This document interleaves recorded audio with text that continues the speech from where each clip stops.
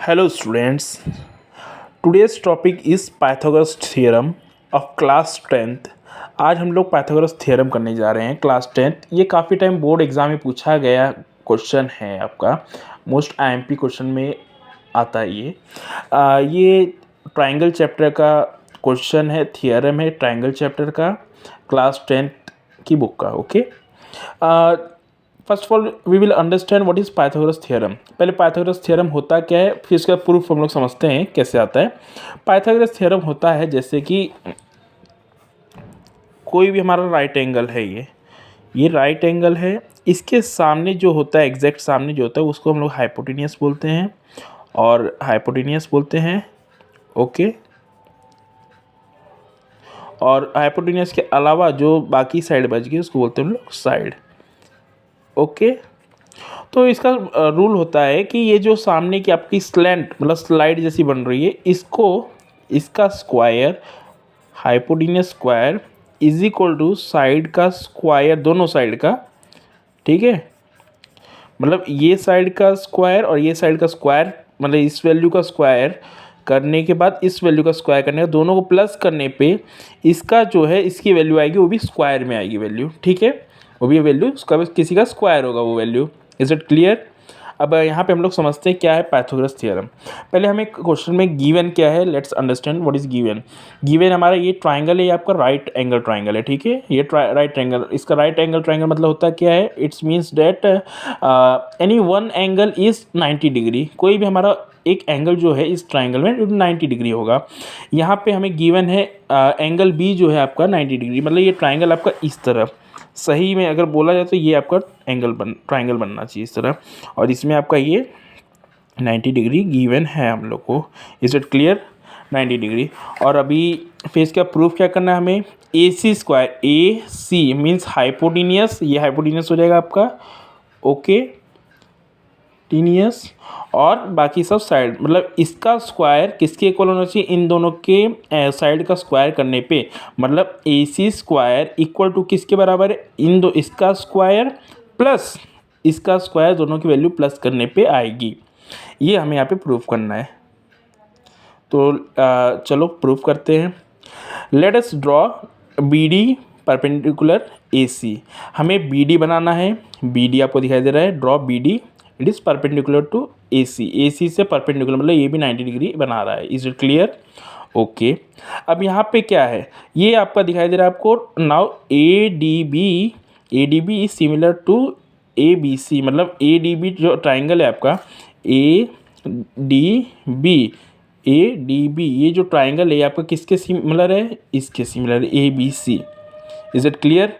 अब ये similar triangle है, ये कैसे, अगर ये थियरम आपके बुक में है, उसके प्रीवियस एक थियरम है आपका, क्या थियरम है उसमें, अगर आपके वर्टेक्स से कोई एक लाइन हाइपोटेनियस से बनती है, वर्टेक्स से, वर्टेक्स मतलब क्या होता है, दो साइड जहाँ पे जॉइन हो, मीटिंग पॉइंट, वहाँ से एक लाइन आपकी जा रही है किस पे, हाइपोटेनियस पे परपेंडिकुलर बन रही है, मतलब परपेंडिकुलर लाइन बन रही है, तो आपका क्या बोला जाता है कि ये जो डिवाइडेड साइड है, मतलब ये साइड किसके इक्वल हो जाती है, सिमिलर हो जाती है, जो हमारी ग्रेटर एंगल है, मतलब कंप्लीट जो ट्राइंगल बन रहा है उसके इक्वल हो जाता है।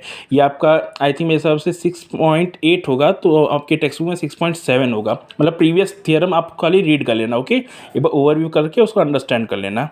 ओके, अब सिमिलर ट्राइंगल, अगर ये आप चैप्टर अंडरस्टूड किए होगे तो सिमिलर ट्राइंगल का आपको प्रॉपर्टी पता होगा। ये सिमिलर ट्राइंगल की प्रॉपर्टी ही मैंने लिखी है। सिमिलर ट्राइंगल की प्रॉपर्टी होती है, जैसे क्या क्या, कौन कौन सा ट्राइंगल लिया है, ए डी बी, फर्स्ट ये वाला ट्राइंगल लिया है इन्होंने, फिर सेकंड में ये वाला लेंगे, पहले अभी ये लिया है, और वो किसके इक्वल होगा, ए बी सी, इक्वल में सिमिलर है। ठीक है, सिमिलर है ए बी सी के।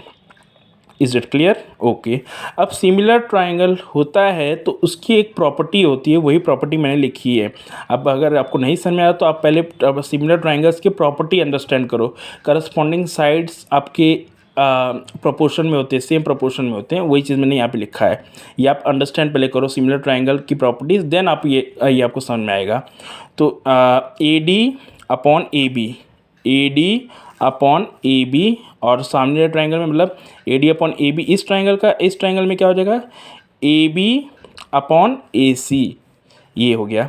अब इसके थ्रू क्या बन रहा है, ये और ये चीज़ मतलब क्रॉस मल्टीप्लिकेशन कर रहे हैं हम लोग, ये क्रॉस हो जाएगा, ये क्रॉस मल्टीप्लाई हो जाएगा, तो A D multiply A C, A D multiply A C और A B multiply A B, तो ये हो गया। अब A B multiply A B क्या हो जाएगा, ए बी स्क्वायर, ये इक्वेशन 1 नेम दो। अब पहले हमने कौन सा लिया था, ये ट्रायंगल लिया, अब सेकंड में हम लोग ये ट्रायंगल लेंगे, ठीक है। क्या नाम लिया इन्होंने, triangle B D C, B D C, ये भी किसके सिमिलर होगा, A B C. Is it clear, वही लिखा है। अब उसके बाद क्या है, वही हमारा करस्पॉन्डिंग का हमने मतलब प्रॉपर्टी यूज़ किया सिमिलर ट्रायंगल का, जो यहाँ पे प्रॉपर्टी यूज़ हुआ है वही प्रॉपर्टी यहाँ पे यूज़ किया है। तो C D upon B C C D upon B C equal to B C upon A C, इसके इक्वल है। ये प्रॉपर्टी है आपकी सिमिलर ट्रायंगल की। अब इसमें भी we will do cross multiplication and cross multiply, C D multiply with A C, is it clear, equal to B C multiply B C. Now B C multiply B C will become B C square, this is our equation 2, ये equation 1 है, equation 2। अब next step में हमें क्या करना है, इन दोनों equation 1 और 2 को हमें क्या करना है, ऐड करना है।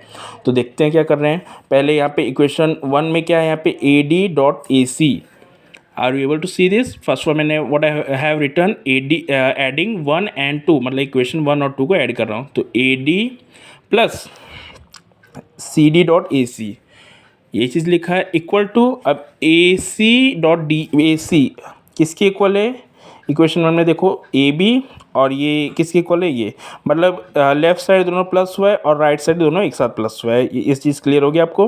तो लेफ्ट साइड मैंने लिख दिया दोनों प्लस में और राइट साइड लिख दिया। अब आप देख सकते हैं ए सी दोनों साइड मतलब प्लस के left side and right side common है, ओके। तो I will take A C as common and what is remaining in bracket, A C यहाँ से निकल गया तो क्या बचा आपका ए डी बचा, और यहाँ से ए सी निकल गया तो what is remaining, C D.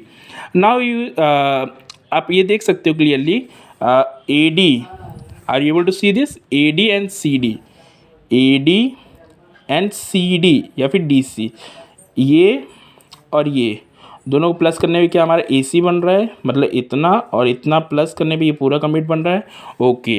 तो मैं इस पूरे की जगह क्या लिख दूँ, ए सी, इतना क्लियर है, I hope that you have no doubt. तो A C dot A C क्या हो जाएगा, ए सी स्क्वायर, बाकी राइट साइड तो हमारा एज इट इज़ सेम ही लिखा है। तो ये आपका थियरम प्रूफ हो गया है। ये आपका 10th के बोर्ड एग्ज़ाम में काफ़ी टाइम पूछा गया क्वेश्चन है, ठीक है। अब इसका क्वेश्चन कैसे आता है लिखा हुआ, कई कई एग्जाम में डायरेक्टली पाइथागोरस थ्योरम लिखा आता है, कई कई ऐसे आपको ये इस टाइप का लिखा हुआ क्वेश्चन आता है, कई कई आपके टेक्स्ट बुक में जिस टाइप का क्वेश्चन लिखा है, जिस टाइप से क्वेश्चन लिख के दिया गया है उस टाइप से पूछा जाता है। तो 3 टाइप से ये क्वेश्चन लिखा हुआ आता है, 3 वे में, ये एक फर्स्ट वे, ये सेकंड वे, एक थर्ड वे आपके टेक्स्ट बुक में लिखा हुआ है। तो I hope that you have no doubt. और लास्ट में ये जब अगर आपको ऐसा क्वेश्चन आए, ऐसे लिखा हुआ क्वेश्चन है, तो लास्ट में आपको हैंस प्रूफ लिखना पड़ेगा। Is it clear? तो I hope that you have no doubt. Okay everyone, thank you.